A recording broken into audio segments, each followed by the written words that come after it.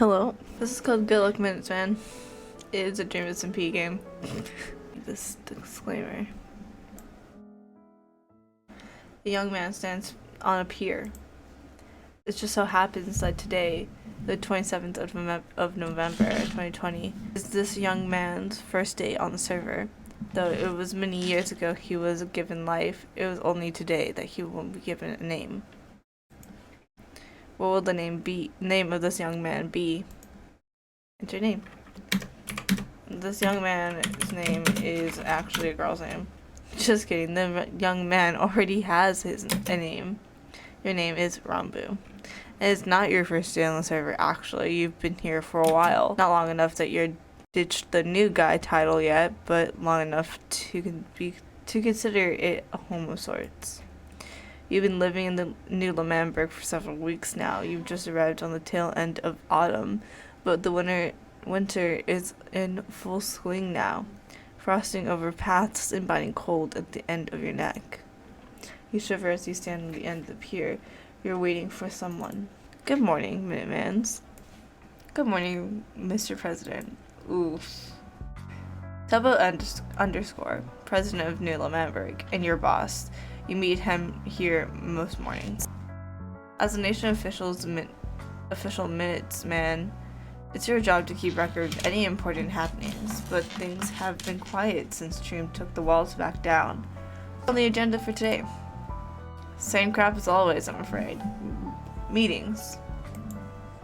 Oh, fun. What if we took the afternoon off? Who are we meeting with? Who are we meeting with? Who are we meeting with first? As a general cabinet cabinet meeting in 20 minutes, Big Q wants to go over the Butcher Army plans again. Honestly, I don't understand if you'd rather take the day off. You mean, like, alone? Sure, no reason for both of us to be overworked, right? It's a tempting offer, but you can't remember the last time you had a proper day off. It's not just because your memory is shot. There's nothing in the books since before everything. Wait, that says something different. It changed. As you make your way to the White House, you let your eyes wander across the winter scenery. It hasn't snowed in a while, but it's been constantly freezing, so some snow is still intact along the edges of the prime path.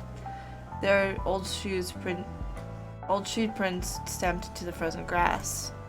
You recognize these sneakers. Tubbo recognizes those sneakers. You pretend not to look at them, and neither of you say anything about it.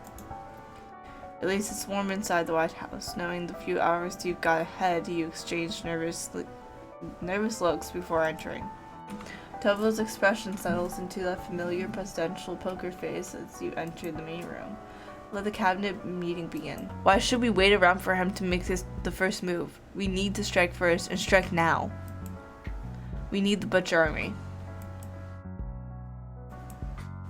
This is a decision that will affect the whole nation. If we're going to go down this path, we can't be the only one on board. Ranboo, what do you think? Shoot, you hadn't expected to be called on. You start drawing stars and realize that the rest of the cabinet is staring at you.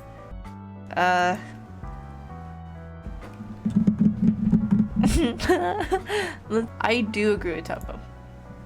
I mean, I get where both of you are coming from. But I think Tubbo is right. We probably shouldn't try to pick any more fights. Things have been difficult enough as it is. Thank you, Ranboo. Ranboo is a citizen of Lemannberg. Just like the rest of us, I value his input.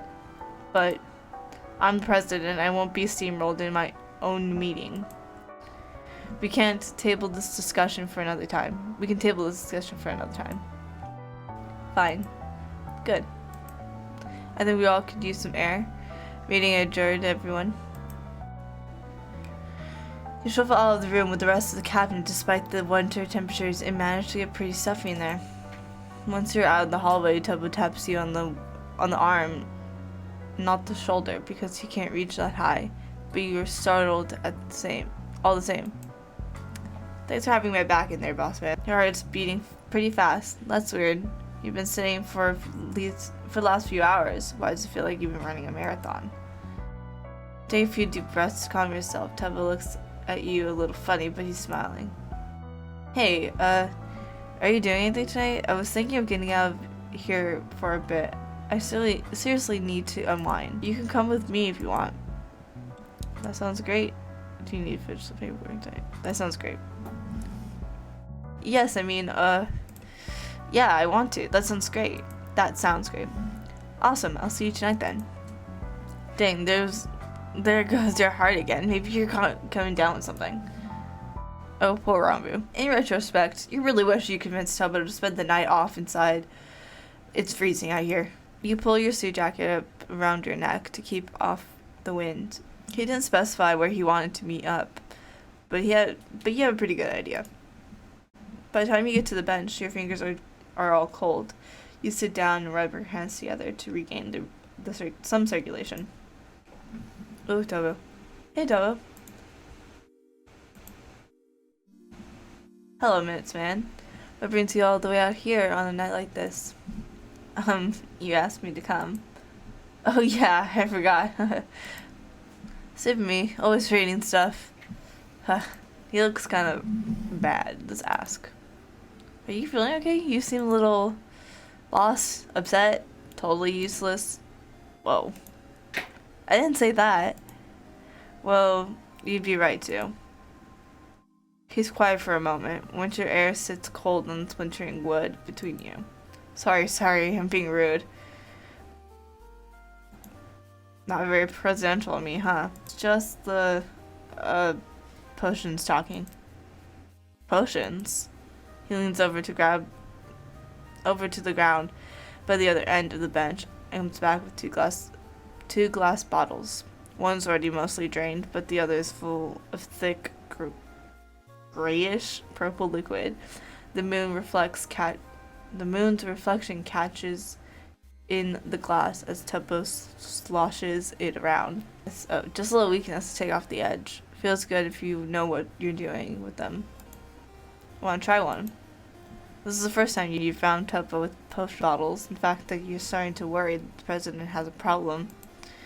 It's the first time he offered you any, though. You don't drink or do drugs or whatever this counts as, but there's a certain appeal to the way the bottle catches the moon, and it's been a long day.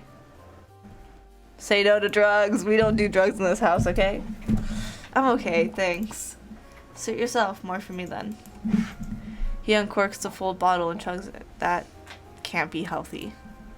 Are you sure you should be drinking that much? What do I look like? A lightweight? I'll be fine. I've got plenty of experience. Oh. That's like, I don't think that's a good thing. Not gonna lie to you. Plenty of experience with that stuff does not like a good thing. I don't know. He shuffles closer to you on the bench and tips his head back to look up at the sky. Stars sure are pretty tonight, huh? Yeah. You aren't looking at the stars. Do you think they look the same from everywhere? I think so. I mean, I don't see why not. It's all the same sky, right? Right. I'm sure he's looking at them too. I'm sure he's looking at them too, wherever he is, I mean. I guess so. Tilts his head further back, like the potion is dragging it down. What's your favorite constellation, Ranboo? I've never really thought about it. I guess my favorite is the goat one. Ram. Whatever. Aries.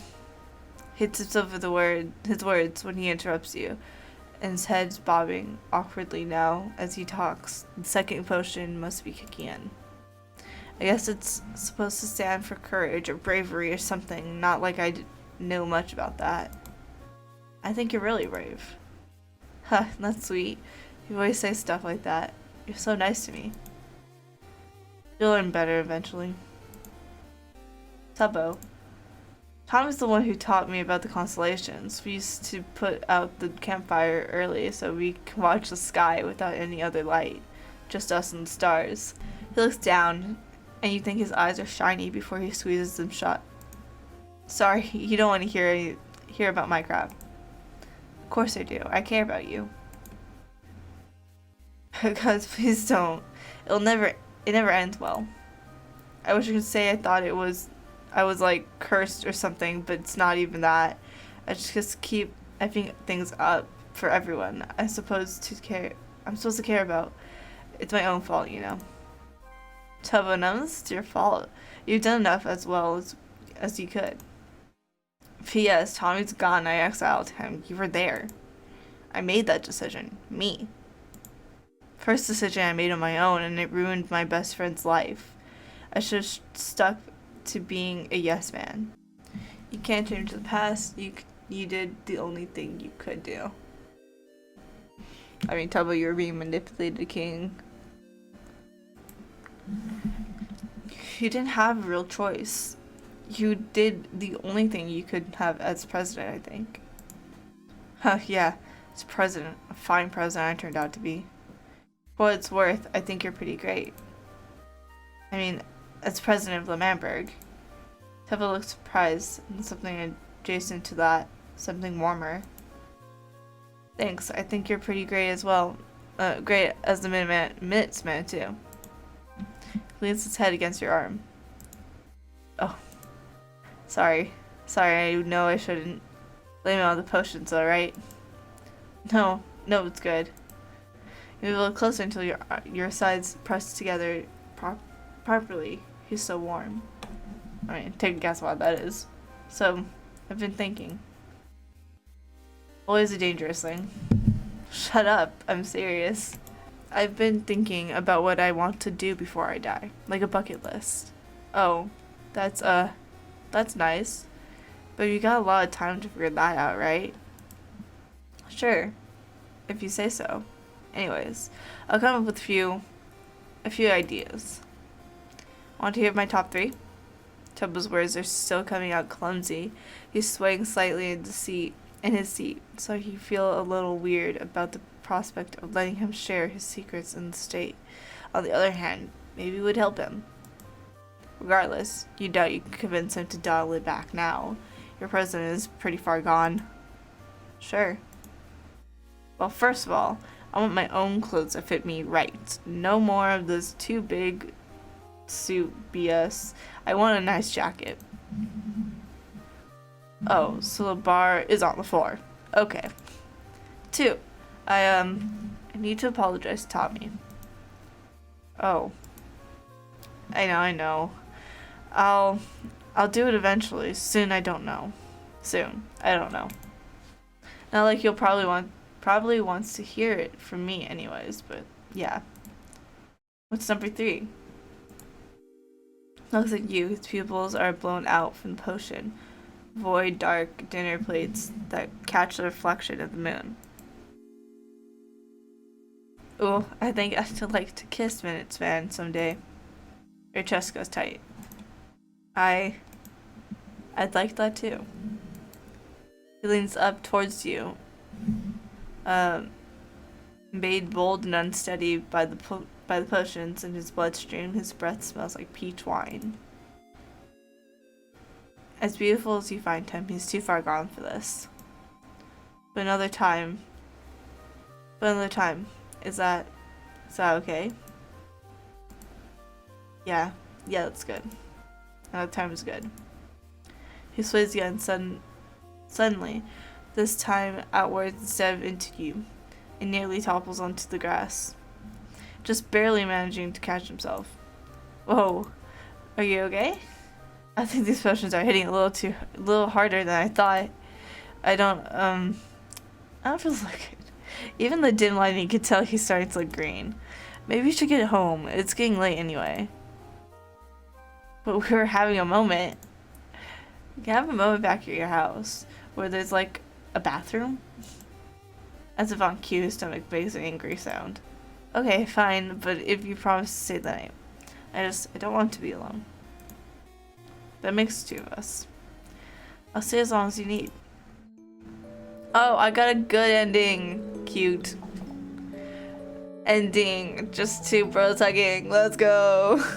That's cute. That's such a cute. Okay.